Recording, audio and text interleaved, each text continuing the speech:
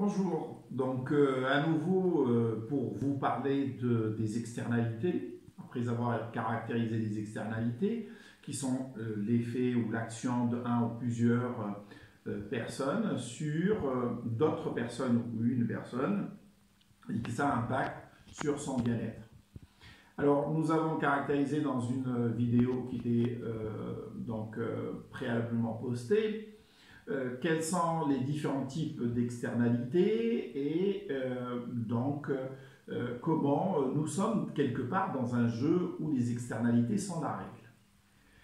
Aujourd'hui, le contexte du confinement, le contexte particulier, très particulier, jamais observé par l'humanité, ce contexte en fait de cette pandémie mondiale, de l'arrêt total en fait de nos économies, montre à quel point les externalités sont importantes.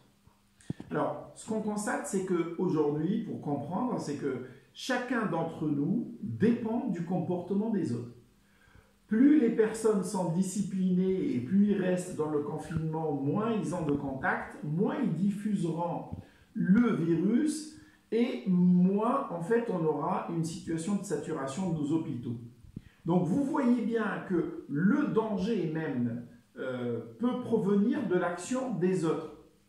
Et ça a une répercussion sur notre bien-être. Et donc c'est l'illustration parfaite de comment fonctionne en fait le principe d'externalité. Mais le confinement aussi nous montre d'autres types d'externalités qui sont positives et négatives. Et d'ailleurs, je vous invite dans le cadre de cette interaction d'identifier avec moi les externalités positives et négatives. Alors, je vais en détailler quelques-unes. La première externalité positive qui a été remarquée, c'est une amélioration nette de la qualité de l'air, une amélioration nette, en fait, de la situation environnementale, des poissons dans les lagunes à Venise, des dauphins dans les lagunes à Venise, une qualité, en fait, de l'eau et de l'air qui sont améliorées un peu partout dans le monde, une diminution substantielle des pollutions et surtout, en fait, les émissions de CO2 ont quasiment été divisées par 2. Ce qui a eu un effet très important sur le réchauffement climatique pour cette année, mais plus largement sur le bien-être de tout le monde. En même temps, en fait, on constate des externalités positives technologiques. C'est-à-dire qu'aujourd'hui, on a mis tout le système de production scientifique à aller explorer rapidement en fait ce problème-là et donc d'accélérer nos connaissances sur les virus, sur les coronavirus en général, il n'y en a pas qu'un seul, il y en a plein, sur la manière d'essayer de se prémunir contre cette menace et également ça va nous faire profiter et nous faire avancer sur les bactéries résistantes aux antibiotiques et autres types. Donc, ces externalités qui sont positives sont des externalités aussi où un pays en profite alors même qu'il n'est pas producteur.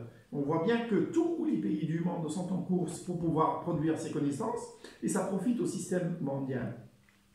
Mais il y a aussi des externalités négatives.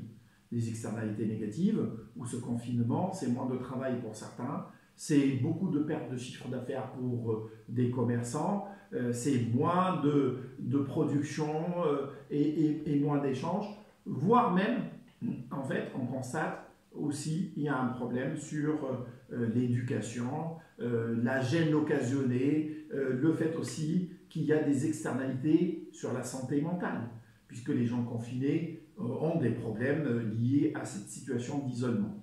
Donc, les externalités dans le contexte actuel sont très importantes à étudier. Et ce que je vous invite ici à travers cette vidéo, c'est de faire avec moi un inventaire des externalités positives et négatives liées en fait à cette situation.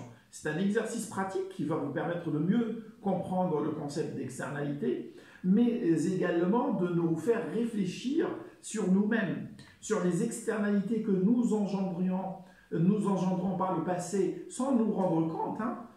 Aujourd'hui, on se rend compte que peut-être 50% des réunions et des transports et des déplacements sont inutiles parce qu'on peut faire fonctionner une partie du système économique sans être en interaction proche. C'est peut-être aussi une manière de réfléchir à notre rapport par rapport à l'environnement. Donc, à travers cette réflexion sur le concept d'externalité, quelles sont les externalités négatives, quelles sont les externalités positives, on peut repenser notre économie et notre manière d'interagir.